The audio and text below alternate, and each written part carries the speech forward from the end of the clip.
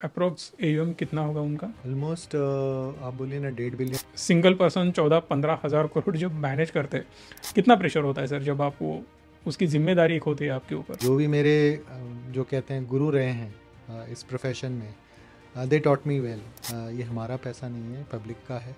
Pressure आता हो, stress आता हो, अरे यार मार्केट तो गिर गया अब। पिछले 3-4 साल तो बहुत अच्छे गए हैं, ऐसा कोई क्वेश्चन आया नहीं है। आपको लगे 11 साल 2019 में आप $2000 पर कैपिटा इनकम क्रॉस किया, यानी आपने डबल किया 11 साल में। इंडिया नेसेंट स्टेज पर है और आप तो इसका मतलब ये नहीं है कि मार्केट यहाँ से गिरेगा नहीं। प्रॉफिट भी बनना चाहिए, प्रॉफिट आएगा तो अपने आप ईपीएस आएगा, ईपीएस आएगा तो डिविडेंड मिलेगा, डिविडेंड मिलेगा तो अपने आप स्टॉक ऊपर जाएगा। Stock will not go up अगर रेवेन्यू और प्रॉफिट कहीं दिखता नहीं है तो। साधन नहीं है और टैक्स बेस भी हमारा कंपैरेटिवली लो है। सो ये विद इन द कॉन्स्ट्रेंट आपको ये देखकर चलना है। तो मेरा ये मानना है कि इंडिया राइप कैंडिडेट है बिटवीन 6 to 7% जीडीपी ग्रोथ अगले 5 साल करने के लिए।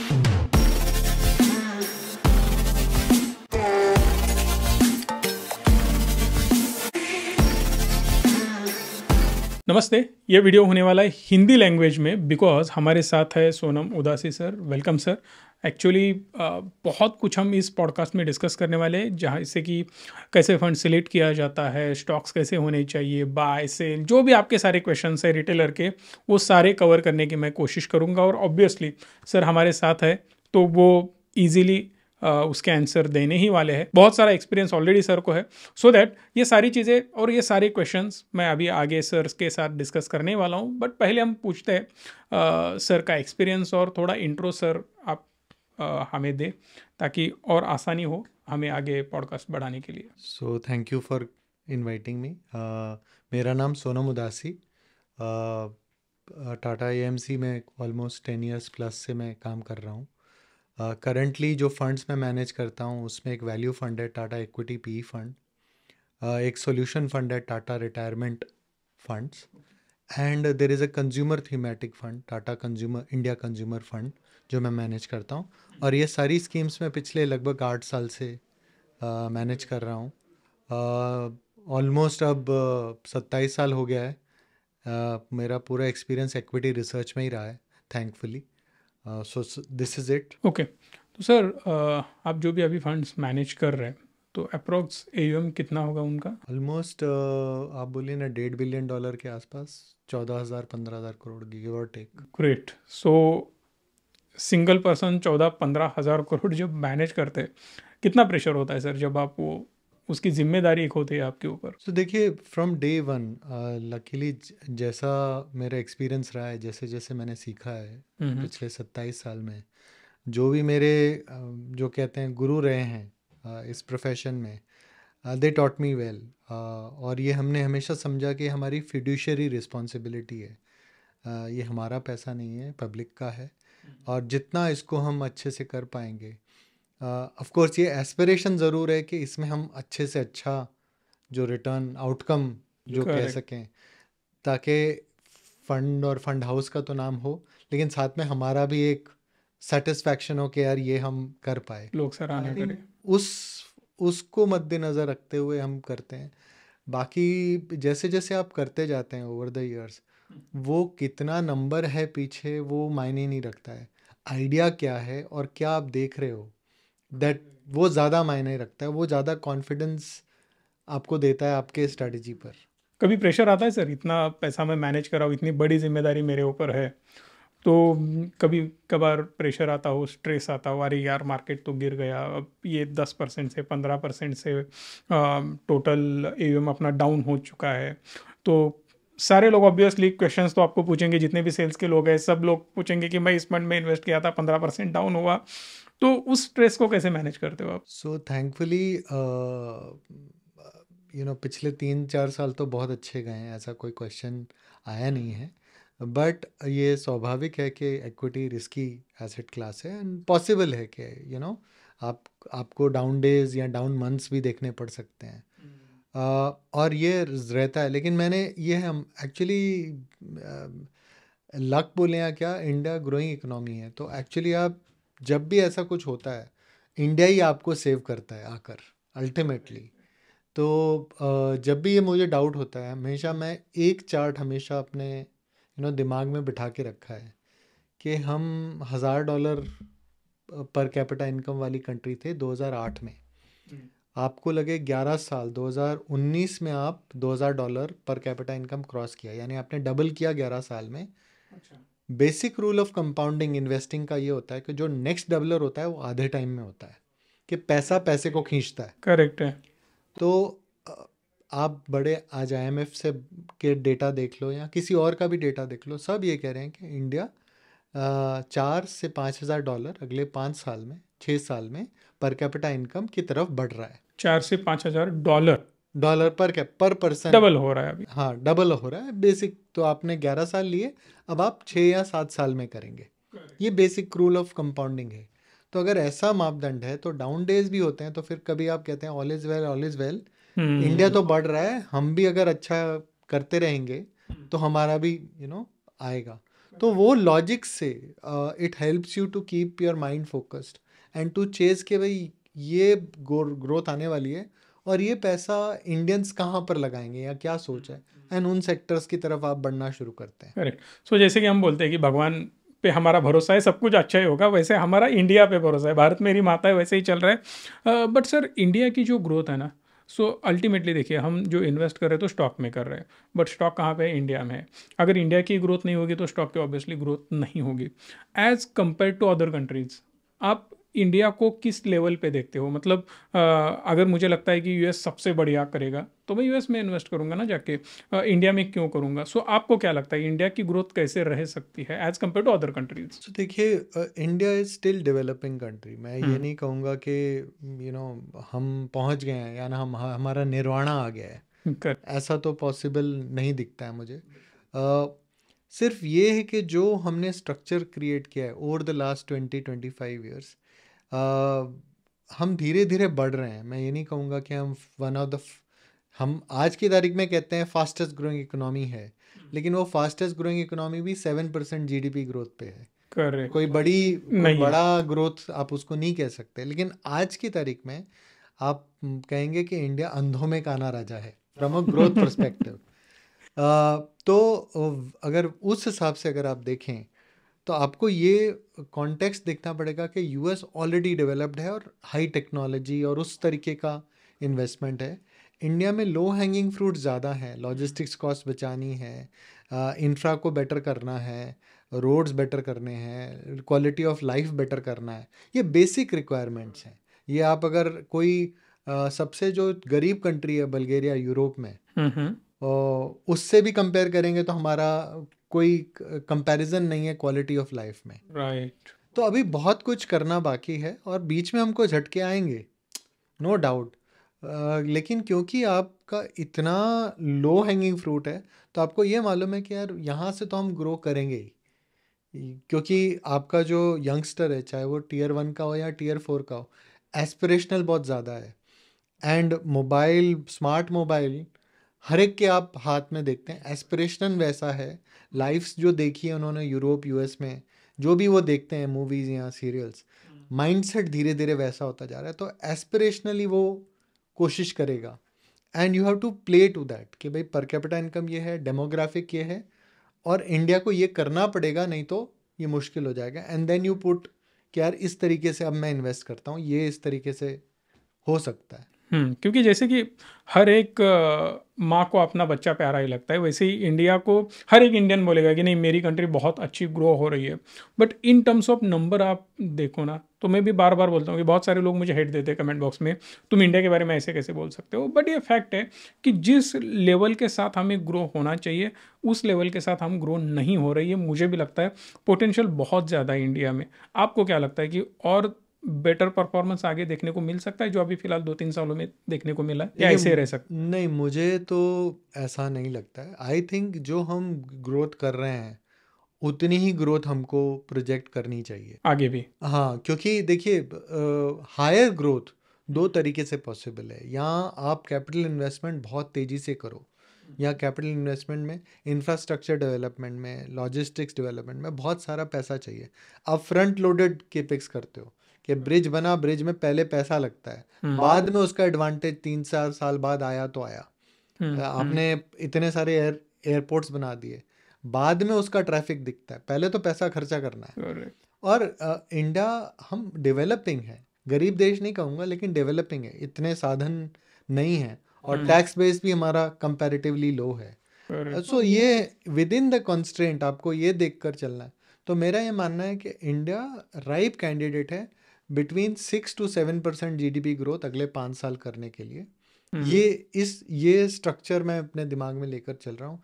मुझे नहीं लगता कि हम जिस तरीके से जा रहे हैं, we need lot of capital, और उतना कैपिटल सिस्टम में होना वो over a period of time आएगा, या कोई बाहर से आप निवेश लेकर आए, उसके चक्कर में मुझे लगता है इसलिए आपकी 1% जो GDP ग्रोथ एक्स्ट्रा हो सकती थी वो थोड़ी कम है। ओके। तो जो बोला जाता है ना, 1+ चाइना वगैरह जो चल रहा है कि चाइना को हम रिप्लेस कर देंगे, सब कुछ इंडिया में आ जाएगा, सो इस थ्योरी के ऊपर आपका क्या व्यू है? देखिए, कुछ तो फर्क पड़ा है और पड़ता रहेगा। देखिए, चाइना एक डोमिनेंट मैन्युफैक्चरिंग हब है। आज भी almost 80% of global supply chain China के पास है मैन्युफैक्चरिंग में। इंक्रीमेंटली जो भी उनके बायर्स हैं उनको समझ में आ गया कि इतनी डिपेंडेंसी अच्छी नहीं है, चाहे वो कोविड के चलते हो या ग्लोबल टेंशन्स के चलते हो। तो इंडिया को ज़रूर उसका फ़ायदा होगा, बट इंडिया को मार्जिनल उसमें से इंक्रीमेंटल एक फ़ायदा होगा। और भी देश हैं, वियतनाम है, मेक्सिको है, जिनको और ज़्यादा फ़ायदा होगा। इंडिया को किन क्षेत्रों में फ़ायदा होगा? मुझे लगता है जिन जिन क्षेत्रों में इंडिया का डोमेस्टिक मार्केट बहुत स्ट्रांग है, जैसे इलेक्ट्रॉनिक्स हो गया, एसेसरीज हो गया, मोबाइल हो गया, लैपटॉप हो गया, इन सब में हम लोग सप्लाई चेन धीरे धीरे बना रहे हैं, और हमारा उसमें एक शेयर बनेगा। जहाँ पे भी आपका खुद का डोमेस्टिक मार्केट बड़ा है, सक्सेस रेट का चांस बहुत ज़्यादा है। तो वहाँ आपको, जैसे केमिकल हो गया, स्पेशलिटी केमिकल्स हो गया, वहाँ पर अच्छा स्कोप है। फार्मा में काफ़ी अच्छा स्कोप है। ऑटो एंसिलरीज, ये सेक्टर्स हैं जहाँ आप इंक्रीमेंटली सोच सकते हैं कि जो ग्लोबल बायर्स हैं वो इंडिया को भी एक हब की तरह देखेंगे। So these are the sectors. उसके अलावा मुझे लगता है वो बहुत क्योंकि अगले 5 या 10 साल बाद भी अगर मैं देखूं, मुझे नहीं लगता कि चाइना का global supply chain, they will still have 70% of global supply chain even at that time. Okay okay. So इतने आसानी से तो चाइना या अमेरिका को पीछे छोड़ के हम आगे नहीं जा सकते, क्योंकि वो बहुत बड़ी कंट्रीज है और उस लेवल से, क्योंकि अगर मैं 1 लाख इन्वेस्ट कर रहा हूँ और 1 लाख पे मुझे 10% मिल रहा है, तो ईजिली मैं 10,000 रुपये कमा रहा हूँ, और मेरे पास 10,000 है और उसके ऊपर मैं 20% भी कमाऊंगा ना, तो भी मैं हार्डली 2,000 कमाने वाला हूँ। सो वो कंट्री इतनी बड़ी है कि उनकी जो परसेंटेज ऑफ ग्रोथ देख रहे हैं वो हमारी ग्रोथ से कई गुना ज़्यादा है, इसीलिए हम उतने स्पीड से आगे नहीं बढ़ पा रहे हैं। बट इंडिया में ऐसे कौन से सेक्टर सर आपको लग रहे हैं कि जिसके ऊपर हमें अब नज़र रखनी होगी कि ये बहुत अच्छे जा सकते हैं आगे? सो फर्स्टली मैं ये बता दूं कि from a growth perspective India आज सबसे फास्टेस्ट ग्रोइंग है। ठीक है, यूएस क्योंकि एक बड़ा बेस है, उस बड़े बेस पे वो 3% के आसपास, परसेंटेज वाइज 3%, बट वो 3% हमारे परसेंट के हिसाब से अमाउंट अगर हम देखें एब्सोल्यूट देख रहे बहुत हैं। बड़ी है। लेकिन जब भी आप इन्वेस्टिंग करते हो तो आप कैगर रिटर्न देखते हो। कैगर रिटर्न इज व्हाट, कि यार इंक्रीमेंटल यहाँ से क्या ग्रोथ हुआ। तो आप इन्वेस्टर की तरह देखोगे, इसलिए भी आप देखो जो आपका निवेश हो रहा है, डोमेस्टिक ज़रूर इन्वेस्टिंग बहुत ज़्यादा है, लेकिन जो ग्लोबल इन्वेस्टर्स आते हैं या स्ट्रैटेजिक स्टेक लेते हैं, वो इंडिया क्यों एक्साइटिंग है उनके लिए? क्योंकि इस बेस पे वो ग्रोथ कैगर उनके लिए फास्टर है। जो भी इंक्रीमेंटल इन्वेस्टर आता है वो ये देख के आता है कि यहाँ से अब कितना परसेंटेज और ग्रोथ मैं कर सकता हूँ। तो उस अगर लेंस से अगर आप देखो तो इंडिया इज स्टिल अट्रैक्टिव, क्योंकि स्टिल बेस क्योंकि छोटा है। जैसे मैंने कहा, जस्ट एग्जांपल देने के लिए, अगर यूएस की पर कैपिटा इनकम मान लीजिए $30,000 है और चाइना $12,000 के आसपास है, हम अभी $2,600 पे हैं, तो आप ये कह सकते हैं कि देखिए वो कितने 5 गुना चाइना बड़े हैं। लेकिन पेस ऑफ ग्रोथ अगर 2600 का 5,000 होना आसान है क्योंकि बेस छोटा है। तो आप वो कैगर कैप्चर करना चाहते हैं, इसलिए मैं कह रहा हूँ कि इंडिया फास्टेस्ट ग्रोइंग है। आप ये कह सकते हैं अरे और भी फास्ट कर सकते हैं क्या, that is the grudge actually. तो आप सेक्टर्स की बात कर रहे थे, क्या सेक्टर्स आपको लगते हैं? मुझे लगता है, देखिए इंडिया कंजम्पशन एक जो कि फंड भी मैनेज करते हो, कंजम्पशन एक उनका हमारा एक साइज ऑफ इकोनॉमी है। और हमारा बेस लेवल कंजम्पशन अभी भी छोटा है, तो आपका पेनिट्रेशन ऑफ एसी, पंखा, कूलर, गीज़र काफ़ी कम है, तो स्कोप बहुत ज़्यादा है ग्रो करने का। मोबाइल पेनिट्रेशन, एसेसरीज, लैपटॉप हम पूरा इंपोर्ट करते थे, राइट, $10 बिलियन के आसपास इंपोर्ट करते थे। अब जो टारगेट है गवर्नमेंट का कि अगले 5 साल में कोई इंपोर्ट नहीं होगा, तो ये $10 बिलियन कोई तो इंडिया में कैप्चर करेगा, वो भी एक ग्रोथ ट्रेजेक्ट्री है। और क्या बड़ा हो सकता है इंडस्ट्री साइज में, कि अगले 5 साल 7 साल में कौन सी इंडस्ट्री डबल हो सकती है। तो मेरे हिसाब से जो बिजनेस, जिस बिजनेस में मैं हूँ एज अ एएमसी या wealth advisor, insurance company, general insurance companies, investment advisor, stock market, ये सब पॉइंट टू पॉइंट यहाँ से भी डबल होंगे। Simply money is pulling more money, जैसे जैसे लोगों के पास और थोड़ा पैसा आएगा। मैं ये नहीं कह रहा हूँ कि हर साल इक्विटी चलेगा, लेकिन एक साल डेट चलेगा, एक साल आर्बिट्राज चलेगा, एक साल गोल्ड चल जाएगा या गोल्ड ईटीएफ चल जाएगा। तो ये pace of financialisation of saving जो बोलते हैं, ये बड़ा हो जाएगा अगले 5-7 साल में, और इस पर भी आप फोकस कर सकते हैं। थर्ड जो मुझे लगता है गवर्नमेंट की फोकस की वजह से, एंड ये भी कि ग्लोबली जियोपॉलिटिकल टेंशन बहुत बढ़ गए हैं, तो बम हर जगह फट रहे हैं, बिल्कुल राइट। तो इसलिए डिफेंस और defence outlay as a sector, point to point revenue visibility बहुत अच्छी है, ओके। और ये सेक्टर भी यहाँ से ग्रो करता जाएगा। तो सर जस्ट हमने एक पॉडकास्ट अभी शूट किया, तो बहुत सारे लोगों को मैंने सुना है कि जो लोगों को लगता है कि डिफेंस बहुत अच्छा करेगा, जैसे कि आप बोल रहे हो, और कुछ लोग बोलते हैं कि नहीं, ये ओवर वैल्यूड हो चुका है, इनका बॉटम लाइन ग्रोथ हमें नहीं दिख रहा है, और समझो कल हो गया कि बहुत ज़्यादा जियो पॉलिटिकल कोई टेंशन नहीं है, तो ये सेक्टर की वाट लग सकती है। करेक्ट। इन शॉर्ट उनका मानना ये है। सो मेरा व्यू क्या है कि मैं थोड़ा मोमेंटम और ग्रोथ में मेरा फोकस रहता है, पर्सनली मैं मेरी बात कर रहा हूँ। सो मुझे अभी भी वो सेक्टर अट्रैक्टिव लगता है, बट कुछ लोगों को लगता है कि नहीं, अब देखो नीचे आ रहा है तो इसमें मुझे ग्रोथ नहीं नज़र आ रही। तो इसके ऊपर आपके क्या थॉट्स है? देखिए, पहली बात तो रीरेटिंग बहुत फास्ट हुई है इस सेक्टर की। कई कई जो स्टॉक्स आप देखें, डीपीएसयूज हैं, मोस्टली जो हैं डिफेंस पीएसयूज ही हैं इसमें, क्योंकि लार्ज जो डिफेंस में यही हैं, और उनकी रीरेटिंग 5 गुना 6 गुना ये पिछले 2 साल में उस तरीके का कैचअप हुआ है। तो थोड़ा एक ठहराव लाजमी है कि भाई ठीक है, एंड वैल्यूशन भी काफ़ी, तो लेकिन ग्रोथ विजिबिलिटी इस सेक्टर की बनी रहेगी। उसके 3 कारण हैं। एक तो चलिए हमने कहा जियोपॉलिटिकल टेंशन, दूसरा क्या है, कोई भी कंट्री यूरोपियन और यूएस टेक्नोलॉजी का डिफेंस नहीं खरीद सकती, उनको थोड़ा सस्ता चाहिए, राइट। तो सस्ता चाहिए तो रशिया या चाइना, तो रशिया अभी तो सप्लाई नहीं कर पाएंगे, चाइना में हर एक को भरोसा नहीं है, तो आप वर्जन 2 जो है पॉसिबिलिटी ऑफ एक्सपोर्ट ऑर्डर, वो आपको मिलता रहेगा ये अगले 5 साल में, और वो आपको दिखेगा। इसमें मैं ये नहीं कह रहा हूँ कि हम बहुत हाई एंड सोनार वाले कुछ बनाने वाले, जो बेसिक स्टफ़ है इंडियंस बहुत अच्छा करते हैं, और उसमें हमारा एक्सपोर्ट बढ़ता जाएगा। इसके वजह से भी आपको एक ढर्रा मिलेगा। जो रीरेटिंग हुई है, जो एकदम तेजी वाली, उसमें ठहराव है, मैं मानता हूँ, लेकिन यहाँ से भी सेक्टर डबल होगा। लेकिन वाह, आपको क्या है, लेकिन आप अगर पिछले 2 साल के रिटर्न से कंपैरिजन करें और अगले 5 साल देखें, तो बोले अरे यार वो बात, वो नहीं है, बिल्कुल बिल्कुल। वो तो साइकिल है हर सेक्टर का। But as compare to Nifty, इसके रिटर्न तो ऑलवेज बेटर रहेंगे अभी आने वाले टाइम में। देखिए, डिपेंड्स ऑन ईच स्टॉक, या किस ओवरऑल सेक्टर की हम बात करें कि सेक्टर निफ्टी को आउट परफॉर्म करेगा। मेरे ख्याल से it should be able to outperform, simply because जो उनकी टॉप लाइन ग्रोथ है वो कंटिन्यू करती रहेगी। एक तो गवर्नमेंट का फोकस भी है, एक ग्लोबल फैक्टर्स भी हैं, और ये कंपनीज खुद एफिशिएंट होती जा रही हैं। तो नॉट ओनली रेवेन्यू ग्रो हो रहा है, मार्जिन में भी आप इम्प्रूवमेंट करते जा रहे हो। इनफैक्ट काफ़ी सारे जो डिफेंस पीएसयूज हैं, वो नई टेक्नोलॉजी प्राइवेट सेक्टर के साथ जेवीज कर रहे हैं to make the product more efficient.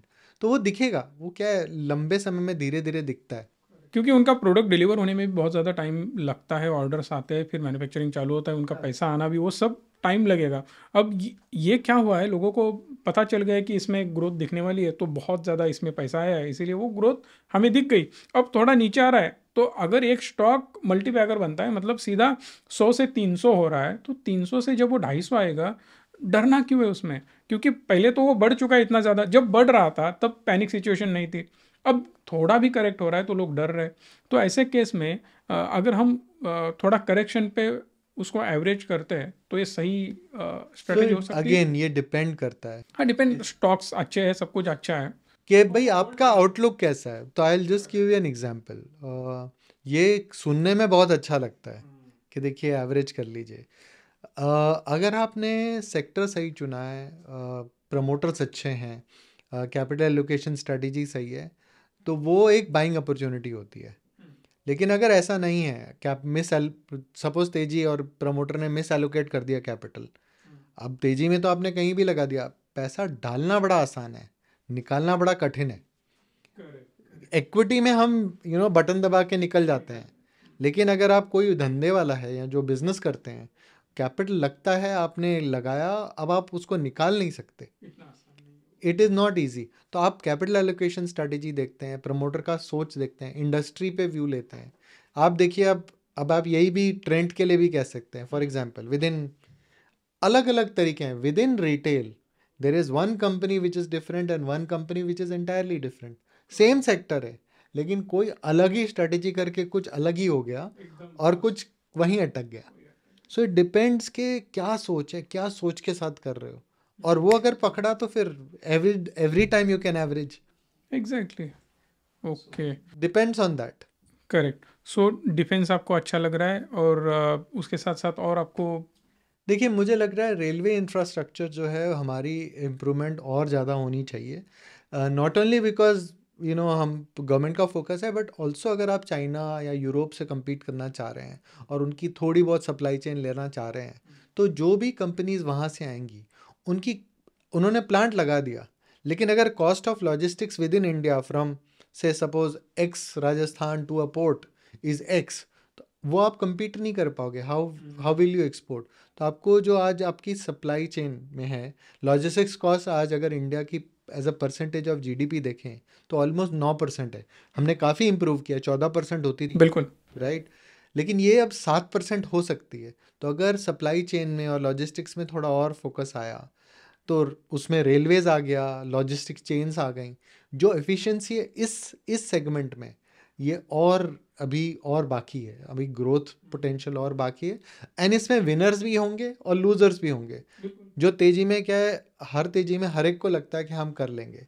तो जिसने अपना कैपिटल ठीक से एलोकेट किया और धीरे धीरे धीरे अपना काम करते गए, वो over a period of time बहुत बड़ा इंक्रीमेंटली हर स्टेक होल्डर के लिए वैल्यू क्रिएट कर सकते हैं।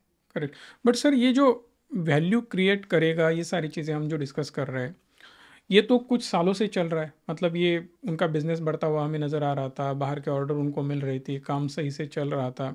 बट ये 1 साल 1.5 साल में ना बहुत ज़्यादा हाइप क्रिएट हो रही है। लाइक मैं बोल भी सकता हूँ कि मोदी साहब ने जब से वो बोला कि PSU ये होगा वो होगा, तब से इसमें ग्रोथ नज़र आ रही है। और FIIs भी और DIIs भी, दोनों भी बहुत एग्रेसिवली इसमें बाइंग कर रहे थे। बट इसके पहले क्यों ये रिसर्च नहीं किया गया कि ये बहुत ज़्यादा ग्रोइंग सेक्टर है, या हम इसमें इन्वेस्ट कर सकते हैं, या इतना ज़्यादा ओवरवेट वगैरह हो तो सकता ये है? देखिए, जो आप अभी जिसकी बात करें ना, आई एम अज्यूमिंग आप रेलवेज और डिफेंस की बात करें, बिल्कुल बिल्कुल। राइट? तो देखिए, उसमें सिंपल बात है, दोनों क्योंकि sector largely domestic government driven है।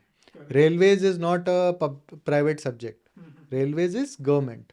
Similarly defence can never be a private subject, it is always government, right?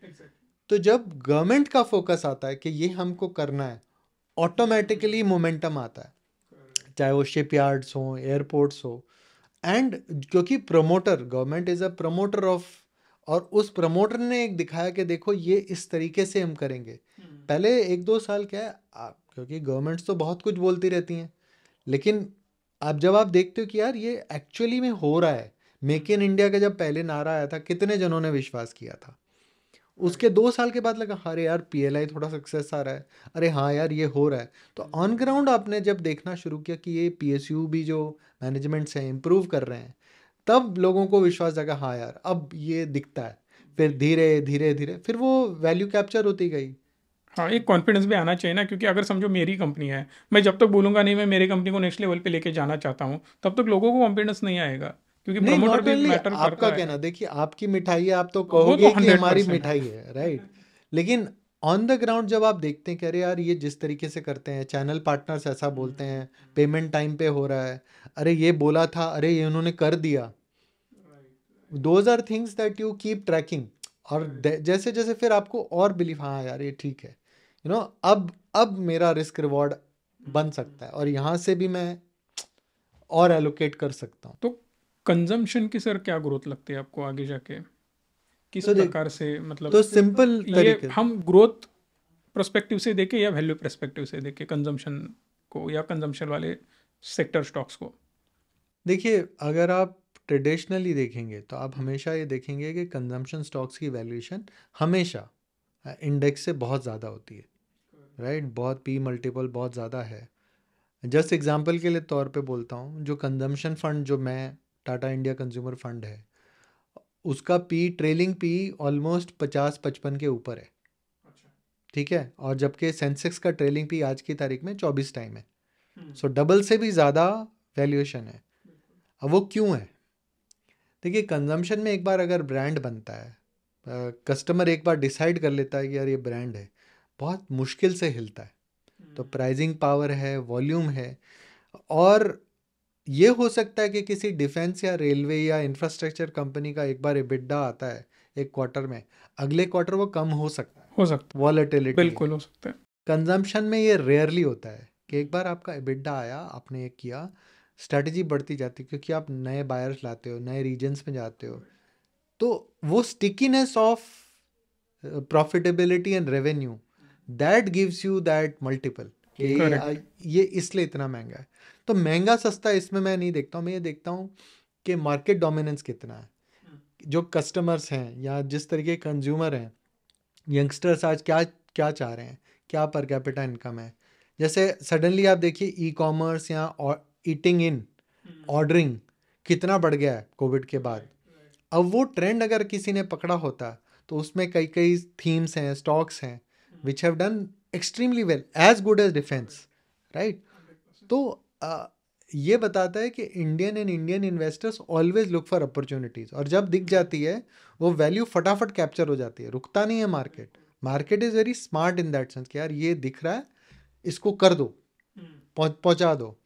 And therefore I say that India में देखिए आज इस तरीके का मार्केट है, you have an idea, show me the idea, I will give you money, ऐसा हो गया कि आइडिया क्या है, what is the big idea, कि इस क्या आप इम्प्रूवमेंट करना चाहते हैं, क्या आपका यूएसपी है। जैसे आप कह सकते हैं कि डिलीवरी में क्या बड़ी बात है, डिलीवरी तो मतलब पहले से, लेकिन उस डिलीवरी में और क्या, और उसने क्या समझा कि लोग क्या चाहते हैं, that has made all the difference. So अगर आप कंजम्पशन की स्पेसिफिकली बात करें, दो ट्रेंड्स मुझे लगता है लॉन्गर टर्म जो बड़े बने रहेंगे। नंबर वन, जो इंडिया में विमेन है, चाहे वो टीयर 4 है, टीयर 3 है, टीयर 1 है, वो वर्क प्लेस में ज़्यादा आती जा रही हैं, देयर परसेंटेज इज़ इम्प्रूविंग, क्योंकि यंगस्टर जो भी हैं, चाहे वो हमारी बेटी है, सिस्टर है, उनको किचन में इतना आवर्स, जो हमारे पेरेंट्स करते थे या हमारे वाइफ करते हैं फॉर एग्जांपल, उतना नंबर ऑफ आवर्स वो नहीं दे पाएंगी। तो एक तो ये, दूसरा आपको खुद ये लग रहा है कि अब हमको भी इंडिपेंडेंस चाहिए फाइनेंशियली, तो उसके वजह से जो भी इनका काम फास्ट कर दे या आसान कर दे, वो सेक्टर बहुत अच्छा करेगा। 100%। तो चाहे वो कंज्यूमर अप्लायंस हो, चाहे वॉशिंग मशीन हो, फ्रिज हो, या ईटिंग आउट हो, या रेडी टू ईट मसाला हो, ready to eat processed food हो, तो ये सेक्टर्स मेरे ख्याल से अगले 10 साल में यहाँ से 5 गुना हो सकते हैं in size. So that is the opportunity. ये ट्रेंड है, ये दिख रहा है कि जैसे जैसे इंडियंस रिच होते जा रहे हैं, वैसे वैसे समय कम है, उस समय को कैसे आप इम्प्रूव कर सकें, उसमें से और समय निकाल सकें, वो strategies will do very very well, वो थीम्स बहुत अच्छा करेंगी। सेकेंड, जैसे जैसे आप रिचर होते जाते हैं, the sin in the lifestyle आपकी अपग्रेड होती sin also in the economy goes up. That means liquor is one, or beverage you call it, starts to move up, and people, so that sector also will sort of move up whether you like it or not. And how do you sort of see, हम तो equity investor है, हमारा तो ये है कि यार देखिए ये कंपनी का रेवेन्यू है और ये हो सकता है या ये प्रॉफिट हो सकता है, एंड आज ये सस्ता या महंगा है बेस्ड ऑन एक्सपेक्टेशन, और उस हिसाब से आप जाकर इन्वेस्ट करते हो। तो ये जो थीम्स हैं, मुझे लगता है ये थीम्स अगले 5-7 साल में स्ट्रॉन्गर होंगी। एंड इसमें आप देख सकते हैं आपको क्या करना है, और बीच बीच में हर क्वार्टर में झटके आएंगे, झटके तो आएंगे, कुछ वो तो अपॉर्चुनिटी है अपने लिए, तो मतलब हम साइज ये देखते हैं कि इंडस्ट्री का साइज, जो इंडस्ट्री यहाँ से डबल ट्रिपल हो सकती है, अगर वो डबल ट्रिपल अगले 5 साल 10 साल में होगी तो हमारा भी कुछ तो बन ही जाएगा राइट उस इंडस्ट्री में, अगर हम फोकस करें तो अगर वो 5 गुना बढ़ती है, इसका मतलब ऑब्वियसली सेक्टर बढ़ रहा है तो स्टॉक में अपॉर्चुनिटी, तो you have to keep looking, और इसमें कई जीतेंगी और कई फेल भी होंगी कंपनी। तो इसके लिए डाइवर्सिफाई भी अपना पोर्टफोलियो होना जरूरी है, और अपना आपको एनालिसिस। रिसर्च भी करती रहनी पड़ेगी कि यार नया ट्रेंड ऐसा है या इस तरीके से है। कई जो फाइनेंशियल एंटिटीज आई 3 साल पहले, कई बहुत सक्सेसफुल हुई ई कॉमर्स में, या जिसको बोलते हैं ना ऑनलाइन बिजनेसेस, कई बहुत सक्सेसफुल हुई, कईयों का पता ही नहीं है। करेक्ट। सो आपको वो बड़ा फोकस, क्योंकि आप इसको अवॉइड भी नहीं कर सकते, डिजिटाइजेशन है, डिसरप्शन है, ई कॉमर्स है, आप उसको बार बार रिसर्च करते रहना पड़ेगा, सोचते रहना पड़ेगा कस्टमर कैसे देख रहा है, क्या यंगस्टर सोच रहा है, किस तरीके से बिहेव करेगा। क्योंकि कैक भी बहुत ज़्यादा है ना अभी रिसेंटली, फंड्स तो आ रहे हैं बट सबको फंड्स मिल रहा है, इसका मतलब सारी कंपनियां बढ़िया करेगी वो तो है ही नहीं। अब रिटेलर के लिए ना ये एनालाइज करना इतना आसान नहीं है, इसीलिए मेरा अगला क्वेश्चन वही है कि खुद से एनालाइज करके स्टॉक में इन्वेस्ट करे या कोई एक्सपर्ट के पास जाए या ओनली म्यूचुअल फंड में इन्वेस्ट करे। देखिए, अगर आपके पास समय है और आप देखिए, देखिए अभी इन्वेस्टमेंट क्षेत्र में आया, ये मैंने चूज़ किया एंड मैंने कंटिन्यू किया। हर एक का ये जॉब प्रोफाइल नहीं हो सकता, तो जिसका जॉब प्रोफाइल डिफरेंट है, तो मेरा ये मानना है अपने कोर पे ज़्यादा फोकस करिए और ये स्पेशलिस्ट पे छोड़ दीजिए। बिकॉज नहीं तो आपका बैंडविथ, हम इन्वेस्टिंग में बोलते हैं बैंडविथ, मैनेजमेंट को भी हम पूछते हैं भाई आपकी बैंडविथ कैसी है, कितना आप कर पाओगे, आप बोल तो रहे हो। तो आपको ये देखना है कि मुझे अगर अच्छे रिजल्ट चाहिए, अगर मैं समय दे पा रहा हूँ तो आप खुद करिए, कोई प्रॉब्लम नहीं। लेकिन अगर नहीं दे पा रहे हैं और थूक पट्टी में कर रहे हैं, जिसको हम हिंदी में बोलते हैं थूक पट्टी के, यार चलो यहाँ से सुन लिया, ये कर लिया, आप 2 बार लकी हो सकते हो, 3 बार लकी हो सकते हो, चौथी बार फिर वो जब झटका लगेगा सब लेके जाएगा वो। हाँ, तो आपको हमेशा ये रखना है कि देखिए मेरे पास इतना कैपिटल है, मेरे पास इतना नहीं है कि मैं ये लूज़ कर दिया, तो ये आपकी मेहनत की कमाई है। और आप इसको भाई, हम ऐसे देखते हैं कि यार इक्विटी इज़ एन आउटकम, कि भाई ठीक है आपने एक वैल्यू में, इंडिया ग्रो कर रही है और हमने भी डाल दिया। तो मैं ये देखता हूँ कि देखिए मैं तो बिज़नेस क्रिएट नहीं कर पा रहा, तो मैं पार्ट ओनर बनना चाहता हूँ बिजनेसेस में। जब मैं इक्विटी इन्वेस्टर बन रहा हूँ तो मैं मेरा कोर करता हूँ, बाकी मैं एक्सपर्ट पे छोड़ देता हूँ। अगर आप समय दे पा रहे हैं तो खुद करिए, नहीं तो आप एक्सपर्ट को दीजिए। स्टार्टिंग अगर कर रहे हैं तो म्यूचुअल फंड्स आर बेटर। जैसे जैसे आप इवॉल्व करते हैं और आपके पास कैपिटल ज़्यादा है, you can go for better structures, कि भाई आपको पीएमएस पसंद है या अलग अलग एडवाइजरी सर्विसेज वगैरह एडवाइजरी पसंद है। सर्विस, तो वो आपके ऊपर है। लेकिन उसको ज़्यादा, हम हमेशा ये कहते हैं कि इन्वेस्टिंग को किस स्ट्रैटेजी बोलते हैं हम, keep it simple silly, always keep it simple, because पैसे का मामला है। जितना सिंपली स्ट्रैटेजी को समझोगे उतना आसानी से एग्जीक्यूट कर पाओगे, जितना उसको टेंजेंट में ले जाओगे, इन्वेस्टिंग वैसे ही डिफ़िकल्ट है, उसको और क्यों डिफ़िकल्ट बनाना। अलग अलग आइडिया हमेशा, इन्वेस्टिंग में हम और आप क्या चाहते हैं भाई, हमने एक पैसा डाला, धीरे धीरे ये इन्फ्लेशन से ज़्यादा ग्रो करे और हम वेल्दियर होते जाएं, और जब मुझे ज़रूरत पड़े मैं इसको आसानी से निकाल पाऊँ। तो फोकस हमेशा वही रखना है कि यार इस तरीके से रखना है। एंड क्योंकि ये लिक्विड है, आप इसको, रियल एस्टेट आपको निकालना खरीदना मुश्किल है, इसमें आपका लिक्विडिटी, आप कभी भी जब चाहे निकाल सकते हैं। तो ये इसका बून भी है और ये इसका बेन भी है। बून इसलिए कि भाई चलो मेरा मन किया, मैंने आज नहीं लग रहा, मैं निकाल दिया बाद। लेकिन बेन क्या है, आप क्योंकि निकाल देते हैं जल्दी जल्दी में कई बार, तो आप 10-10 साल, आप वॉरेन बुफे की तरह इन्वेस्टर नहीं बन सकते, वो बैठे रहते हैं। तो इसलिए हम कैगर रिटर्न उनका देखते हैं और बहुत उनको। तो कई स्टॉक्स हैं इंडिया में जो आप पढ़े रहते हैं, साइकिल आए गए, आपने वो रखे ही हुए होते, तो आप वैसे ही करोड़पति बन गए होते, आपको कुछ करने की, ज़्यादा सोचने की भी ज़रूरत नहीं होती। सो अभी जो मार्केट है ना सर, क्या लगता है ओवरऑल मार्केट की तरफ आप देखो तो बहुत सारे लोग बोलते हैं कि अभी शुरुआत है, बहुत सारे लोग बोल रहे हैं कि ओवर वैल्यूड है। आपका व्यू क्या है इसके ऊपर? देखिए, इंडिया मार्केट चीप नहीं है, पहला तो ये है, अभी चीप नहीं है। We are not cheap by any standard. आप almost 21.5 time 1 year forward multiple P multiple पर चल रहे हैं, और आपका एवरेज 10 साल का 19.5 टाइम है। तो आप एवरेज 10 साल के एवरेज से ऊपर चल रहे हैं, तो ये क्लियर इंडिकेशन है भाई सस्ता तो नहीं है। अब क्वेश्चन ये है कि महंगा क्यों है, क्या रीज़न है महंगा करेक्ट। होने का। महंगा 3 कारणों से है। ये बेसिकली आपकी जो ग्रोथ है वो दुनिया में फास्टेस्ट है, पहली बात, आज भी, राइट। सेकेंडली आपका जो फिस्कल है, हम एक्चुअली फाइनेंस मिनिस्टर से खफा थे इस बजट में सारे, लेकिन मेरे ख्याल से उन्होंने काफ़ी अच्छा किया कि फिस्कल जो है अपना बहुत टाइट रखा। क्योंकि जब आपके हर एसेट क्लास अच्छा करता है, इक्विटी बोल लो, गोल्ड बोल लो, रियल एस्टेट बोल लो, तो कोई तो कड़वी दवाई देना। तो उन्होंने कड़वी दवाई देने का काम किया। तो आप फिस्कल, उन्होंने बोला भाई देखिए हम 4.9% फिस्कल डेफिसिट रखेंगे। तो जब फिस्कल आपकी इकोनॉमी एकदम पक्का है, आरबीआई इंटरवीन करता है, ओवर कहीं अनसिक्योर्ड लेंडिंग कहीं ज़्यादा हो जाए, माइक्रो फाइनेंस में हो जाए, या से भी देखिए स्मॉल कैप मिड कैप पे बार बार आ जाते हैं, हम पर आ जाते हैं।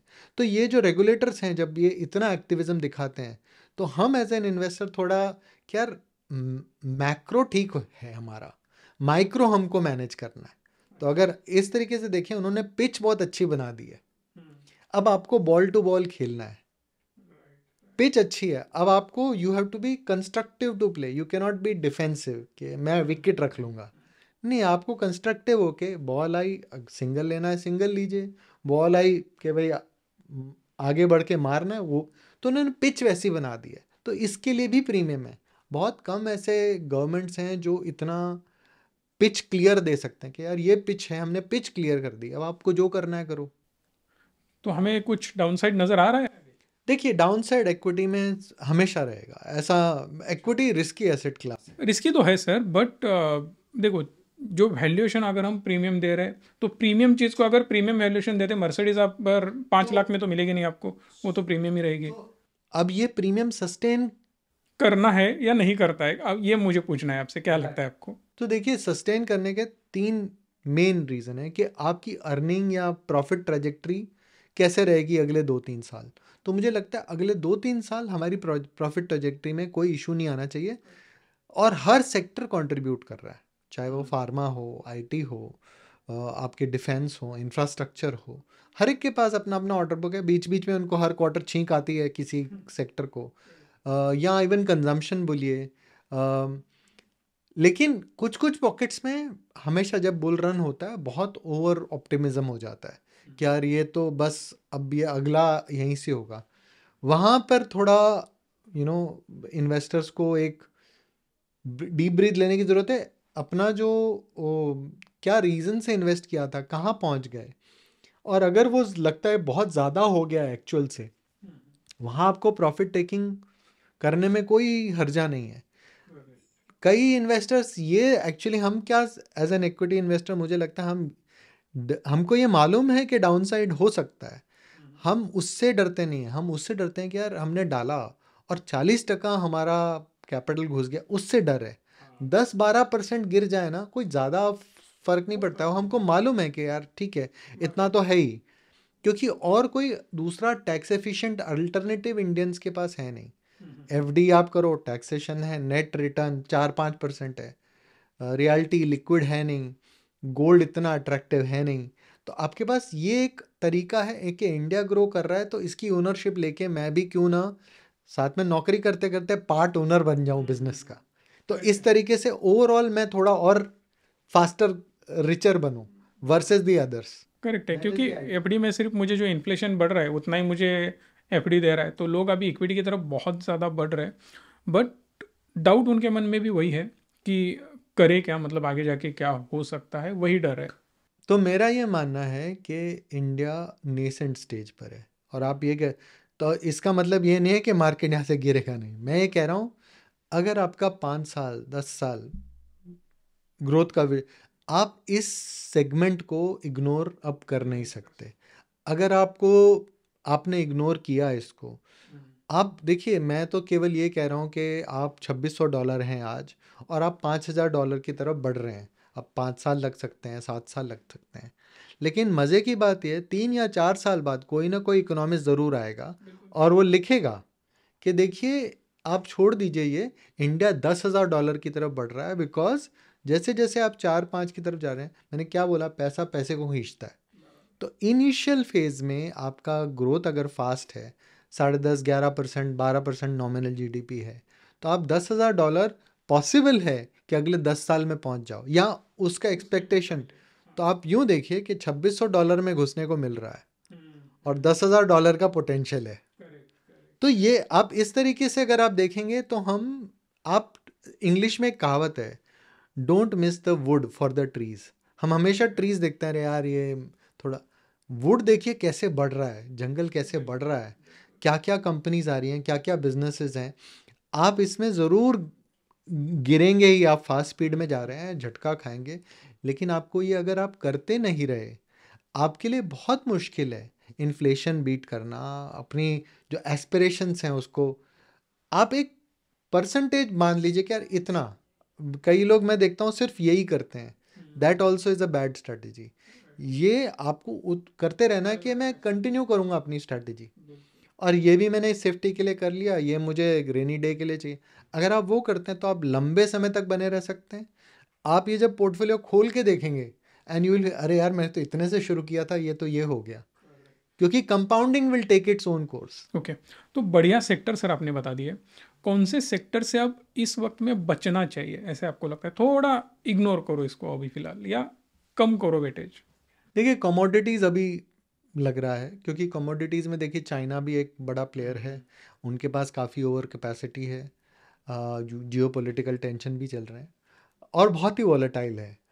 तो लेकिन जब कमोडिटीज़ का टाइम आता है तो फिलहाल थोड़ा वॉलेटाइल लग रहा है, that is one. But all said and done, देखिए साइकिल, ग्लोबल साइकिल बहुत शॉर्ट हो गए हैं। जो हम क्या बोलते हैं, ब्रेकिंग न्यूज़ जनरेशन है। तो जब हम ब्रेकिंग न्यूज़ देते हैं तो रिएक्शन पॉजिटिव या नेगेटिव एक दिन में ही हो जाता है। वी डोंट वेट कि यार ये over a period of time होगा। तो ये जो मैं कह रहा हूँ, ये नेगेटिविटी हो सकता है 3 महीने बाद लगता है कि हो गया, तो यू विल यू नो तो ये रिस्क रिवॉर्ड पर है। इसलिए मैं कह रहा हूँ कि एक्सपर्ट होना बहुत ज़रूरी है। जो ग्लोबली क्या चल रहा है, आज ट्रम्प साहब क्या कर देंगे, या आज यू नो और उस पे आप धीरे धीरे करके आप एलोकेट करें, तो it is better for that. Sure, market high है, पॉसिबिलिटी थोड़ा करेक्शन का है, पॉलिटिक्स भी है इसमें, स्टेट इलेक्शंस आ रहे हैं, उनके आउटकम क्या हैं, बहुत सारे फैक्टर हैं। But at the margin, despite all this, लोगों ने ये देखा है कि इक्विटी ओनरशिप क्या होता है, उसमें क्या हो सकता है, और अगर आप करते रहें इसमें तो क्या आउटकम आ सकते हैं। पोटेंशियल सबको पता चल चुका है राइट, अब। तो मेरा ये मानना है कि अगर आप करते रहे, क्योंकि कंपनीज अपना काम करती जा रही हैं, वो अपनी ग्रोथ प्लान्स लाती जा रही हैं, अलग अलग तरीके की कंपनी, जिस तरीके के एसएमई प्लेटफॉर्म पे भी अगर आप देखें, काफ़ी आईपीओज आते हैं, छोटी छोटी कंपनीज, कई ऐसे गिर जाएंगी, क्योंकि सक्सेस रेट तो बहुत कम है ना। आप सीए का एग्ज़ाम देते हैं, सीए का एग्ज़ाम में आई थिंक हार्डली 3% लोग पास होते हैं। That is the success rate of you know having a good business model. तो कमोडिटी एक हुआ, और कोई ऐसा सेक्टर आपको लग रहा है? देखिए, इसमें चेंज होता रहेगा, जैसे जैसे आप मेरा ये मानना है कि जहाँ पर भी इंडिया का मैन्युफैक्चरिंग कॉस्ट कम नहीं हो सकता, या जहाँ ग्लोबल व्यू में हमारा कोई कंट्रीब्यूशन नहीं है, तो कमोडिटी इज़ वन, वहाँ हमको बहुत कम एलोकेशन रखना चाहिए। लेकिन जहाँ पे कंपनीज अपना अपना अच्छा काम कर रही हैं, अपने बिजनेस मॉडल कर रही हैं, चाहे वो कंजम्पशन हो, आईटी हो, फार्मा हो, स्पेशलिटी फार्मा हो, डिफेंस, रेलवेज, इंफ्रास्ट्रक्चर, केपेक्स, ये बहुत अच्छे, फूड फूड प्रोसेसिंग, ये खुद के डोमेस्टिक, आप अपने दम पर हैं, आपके अपने पिच पर आप खेल रहे हैं, एंड आपको स्कोप बहुत बढ़िया है। तो सर जैसे कि हम बात कर रहे हैं कि स्टॉक में एंट्री तो हो गई हमारी, बट एग्जिट भी एक बहुत इंपॉर्टेंट फैक्टर है। स्टॉक में तीन चीज़ें हो सकती है, एक तो नीचे गिर सकता है, ऊपर जा सकता है, या रेंज बाउंड रह सकता है। इन तीनों केसेस में हम बाहर कब निकलते हैं? समझो आपने एक बढ़िया स्टॉक पिक कर लिया है, अब वो ऊपर ही जा रहा है, मुझे बाहर कब निकलना है? देखिए, आपको हर क्वार्टर या हर साल इवैल्यूएट करना है। आपने क्या रीज़न से लिया था? क्या क्या मैनेजमेंट अच्छी लगी? क्या इंडस्ट्री अच्छी, जो भी आपका थीसिस था, हर साल हर 6 महीने वो थीसिस चेक करते रहिए। और ये ग्रे बालों के बाद मैं बता रहा हूँ कि विनर को बेचना बेवकूफ़ी है। और ये इसके कई एग्जाम्पल हैं। आप, और हो सकता है वो विनर आपको 2 साल के लिए बहुत परेशान करे, एक लेवल पे पहुंच के कुछ ना करे, लेकिन अगर वो जीन्स विनर का है, वो ढूंढता है ढूंढता है ढूंढता है, फिर आ जाता है। तो वो प्रमोटर में वो या तो अंडरस्टैंडिंग बहुत बड़ी होनी चाहिए, या भूख बहुत बड़ी होनी चाहिए कि यार अभी तो पार्टी शुरू हुई है। 0 to 1 के है तो 1 से 100 वो लेके ही जा सकता है, उतनी पावर। तो आपको वो एक रखना है कि कहाँ। उसमें कई बार फेलियर भी होता है। अ, कब आपको निकल जाना चाहिए, जब आपकी एक थीसिस थी और वो थीसिस चाहे वो मैनेजमेंट के बदौलत या जो नंबर्स के बदौलत कहीं ना कहीं वो मैच नहीं कर रहा है, और और ये बार बार वो for some reason or the other it's not coming through, then you to question क्यों, क्या वो एक्सटर्नल रीज़न है, इंटरनल रीज़न है। एक्सटर्नल है तो आप फॉरगिव भी कर सकते हैं कि यार हो सकता है। ये कई बार ऐसा मतलब हमारे साथ भी हुआ है कई पोर्टफोलियो स्टॉक्स में, कि आपने थीसिस से लिया था, एक्सटर्नल फोर्सेस की वजह से वो इलोंगेट हो गया, और आप कभी बेच देते हो जल्दबाजी में, नहीं नहीं नहीं है, और वो पता चलता है अरे यार रुक जाते तो फिर। तो इट डिपेंड्स ऑन क्यों। और हमेशा मेरा ये मानना है, अल्टीमेटली आप, क्योंकि आप अपना बिजनेस क्रिएट नहीं कर पा रहे हो, आप किसी और में वो इन्वेस्ट कर रहे हो, आप उस पर विश्वास करके डाल रहे हो। तो ultimately it is on the promoter और on the vision of that promoter, that is the most important thing. क्या चाहते हो, and do you believe that कि प्रॉफिटेबली आएगा क्या। प्रॉफिट भी बनना चाहिए, प्रॉफिट आएगा तो अपने आप ईपीएस आएगा, ईपीएस आएगा तो डिविडेंड मिलेगा, डिविडेंड मिलेगा तो अपने आप स्टॉक ऊपर जाएगा। Stock will not go up अगर रेवेन्यू और प्रॉफिट कहीं दिखता नहीं है तो वो दिखना चाहिए। अगर वो दिखता है तो आप कंटिन्यू करिए, वो नहीं दिखता है तो फिर। और लॉस मेकिंग के केस में हम कितना परसेंट एक स्टॉक में लॉस लेना चाहिए? क्योंकि बहुत सारे सर मैंने केसेस देखे हैं ना, कि वो लोग होल्ड ही करते जाते हैं कि 80% गिरा है, अरे नहीं आज नहीं तो कल ऊपर जाएगा, ऐसे मैं होल्ड कर रहा हूँ, तो कुछ उसमें। तो उसको देखिए बायस होता है। देखिए कभी कभी क्या है, मेंटली अगर आपने 100 का डाला और वो 80% गिर गया और 20 रुपये हो गया, अब वो आप लिथार्जी हो जाती है कि नहीं यार अब कैसे निकालूं, राइट। तो डिपेंड करता है। और कई कई बार वो राइट भी होते हैं कि यार देखो मैंने तो कहा था, और कई बार ऐसा होता है स्टॉक आ जाते हैं वापस। तो अगर प्रमोटर सही है और उसमें कोई झोल झाल नहीं है, इंडस्ट्री ठीक ठाक है, तो it's not a bad strategy.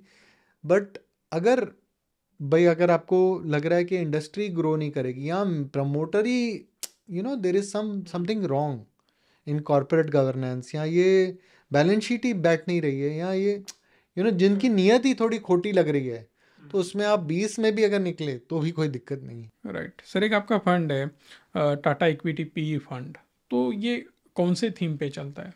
देखिए वैल्यू फंड है। ये वैल्यू मतलब हम ट्राई करते हैं कि हम सस्ता लें रिलेटिव टू मार्केट और महंगा बेचें। वैल्यू टू वैल्यूएबल हम बोलते हैं इसको, ठीक है। तो उस तरीके से तो हम लो इक्विटी, जो पी हम बोलते हैं इक्विटी पी, तो basically price to earning ratio देखता है। तो 70% of the portfolio has to be lower than the Sensex at all times. तो तो सेंसेक्स अगर 24 ट्रेलिंग पी मल्टीपल पे आज अगर चल रहा है, तो 70% ऑफ द पोर्टफोलियो 24 से नीचे होना चाहिए डेली बेसिस पे। तो हमने सस्ता लिया सेंसेक्स से, और आप उसमें चॉइस कर सकते हो मिड कैप लो, स्मॉल कैप लो, लार्ज कैप, वो उसमें कोई वो नहीं, कुछ नहीं है। तो आप चूज करो कि सस्ता होना चाहिए। एंड और अगर इसमें भी आप अगर अच्छा कुछ पकड़ पाए, लोग कई बार मुझसे ये पूछते हैं कि यार वैल्यू ग्रोथ, मुझे हमेशा लगता है ओवर कि यार वैल्यू या ग्रोथ ना आपको हाइंडसाइट में पता चलता है कि मैंने ये वैल्यू लिया था या ग्रोथ लिया था। क्योंकि आप सस्ता समझ के ले रहे हो और पता चला इतना ग्रोथ किया, तो आप ठीक है। और कभी कभी आप सोच रहे हो मैं ग्रोथ स्टॉक ले रहा हूँ, और पता चला कि यार उसने तो कोई रिटर्न ही नहीं दिया। तो हाइंडसाइट में पता चलता है। इस फंड की डिसिप्लिन ये है कि देखिए यार कोशिश करिए कि हिस्टोरिकल बेसिस पे सेंसेक्स से सस्ता हो, फिर आप देखिए कौन सी इंडस्ट्री, क्या आरओई आरओसी प्रोफाइल है, कितना लिक्विड्स हैं ये स्टॉक्स, क्या प्रोजेक्शन है, या ये जो कंसर्न आई है, ये जो सस्ता हुआ है, ये कंसर्न फॉर एवर रहने वाली है कि पासिंग क्लाउड है और निकल जाएगा। तो ये लार्ज स्मॉल कुछ भी हो सकता है और उसके साथ साथ सेक्टर भी कोई भी हो सकता है, सो दैट आप सारे सेक्टर पे वॉच रखते हो। जैसे कि कई फंड मैनेजर से एक ही सेक्टर पे काम करते हैं, तो मतलब आप सारे सेक्टर्स को अच्छे से अभी जानते ही हो, सो दैट आपने कई सेक्टर बोले कि जिस पे आपको अच्छा कन्विक्शन है, और कई सेक्टर को आपने बोला कि इसमें बहुत ज़्यादा कन्विक्शन मुझे नहीं नज़र आ रहा है। तो ये जो रिसर्च आप करते हो, ये कहाँ से करते हो, क्या मतलब प्रोसेस होता है रिसर्च का? देखिए हमारी तो इंटरनल टीम है, जो रिसर्च टीम हमारी रहती है, काफ़ी एक्सपीरियंस टीम है। इनफैक्ट मैं इनिशियली जब टाटा ज्वाइन किया था तो I joined as a head of research at Tata. तो टीम होती थी और अब भी है टीम। उसके अलावा जो जो हमारे सर्विस प्रोवाइडर्स हैं, जो ब्रोकर्स हैं, उनकी टीम्स हमें हेल्प करती हैं। We do our own channel checks कि भाई ये तो क्या चैनल क्या बोल रहा है, कॉम्पिटिटर क्या बोल रहा है, न्यूज़ में ये आया क्या बोल रहे हैं, क्या हो सकता है। कॉन्फ्रेंसेस होते हैं, we go and meet, balance sheet, cash flow, सब पे हम फोकस करके कोशिश करते हैं। और गलतियां होती हैं, ऐसा नहीं है, राइट। लेकिन कोशिश हमेशा ये रहती है कि बार बार करते जाओ, डीप में और घुसो और घुसो। और फोकस हम करते हैं कि देखिए सेक्टर्स तो हमने पहचान लिए कि यार ये ग्रो कर सकते हैं, इसमें कौन से ऐसे प्रमोटर हैं जो इन सेक्टर्स में एकदम और फास्ट ग्रो करेंगे सेक्टर से भी, they will become leaders of their segments. और वो अगर मिल गया तो आपने सस्ता लिया और फास्ट ग्रोइंग लिया, वो तो इन्वेस्टर निर्वाणा है कि भाई उससे बेटर तो कुछ हो ही नहीं सकता। ओके ओके, तो इसके लिए कुछ ऐसी वेबसाइट हो या कोई एनालिटिकल टूल्स हो जो आप यूज़ करते हो, जो एक इन्वेस्टर देखे वहाँ पे जाके, ऐसे कुछ आप बता सकते हो? देखिए कुछ तो हमारे पेड सब्सक्रिप्शंस हैं, ब्लूमबर्ग वगैरह, बहुत सारे पेड हम लोग प्लेटफॉर्म्स यूज़ करते हैं इकोनॉमी के लिए भी, right. But there are basic platforms that are available. BSC India is a good platform, NSC also, lot of data is available there. एक lot of screeners are there, screener.in and others are there, मतलब there may be many, I am just taking one name that I have seen. बहुत सारे, and you can look at fundamental. But मैं ये कहूँगा कि आप trend देखिए, कभी कभी क्या है, आप पीछे देखिए 10 साल का ट्रेंड क्या है उस कंपनी का, या 5 साल का, कि ग्रो कैसे किया है इसने, क्या ग्रोथ है, कितना डाइल्यूट किया, कितना कैपिटल रेज किया है। जो कंपनी ग्रोथ करती जा रही है बिना इक्विटी कैपिटल अपना रेज किए, यानी उसके धंधे में इतना दम है कि इक्विटी कैपिटल की जरूरत ही नहीं पड़ी, वो ग्रो करता है। राइट, उसी धंधे से पैसा जनरेट कर रहा है और उसी से धंधा भी बढ़ा रहा है। या तो इंडस्ट्री बहुत अच्छी है, या इंडस्ट्री और प्रमोटर बहुत अच्छे हैं। तो आप उस तरीके से स्टार्टिंग पॉइंट करते हो, यार दिखता अच्छा है, चलो और करते हैं और देखते हैं। तो ये तो कंटिन्यूस, ये लंबी रेस का घोड़ा वो हम पिक कर सकते हैं तो वैसे जाके। कंटिन्यूस, ये तो कंटिन्यूस इवैल्यूएशन है, इसका कोई अंत नहीं है। Right right sir, okay.